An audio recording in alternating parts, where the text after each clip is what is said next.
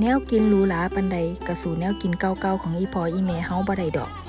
แนวกินตามธรรมชาติหลายอย่างหลายแนวเพิ่นก็หามาเฮ็ดมาปรุงให้ได้หลายเมนู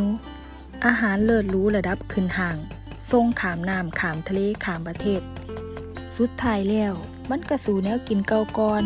แนวกินดั้งเดิมที่พ่อแม่เพิ่นพากินบ่ได้จักเทื่อแนวกินบ้านเฮามันมีสุหม่องสุบอนสิขึ้นเขาลงห้วยในทงไร่ทงนา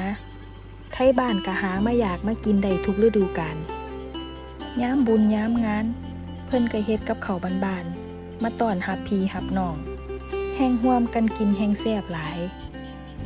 แนวกินหลายอย่างก็เป็นแนวกินโฮมคนเอิ้นพี่เอิ้นน้องมากิน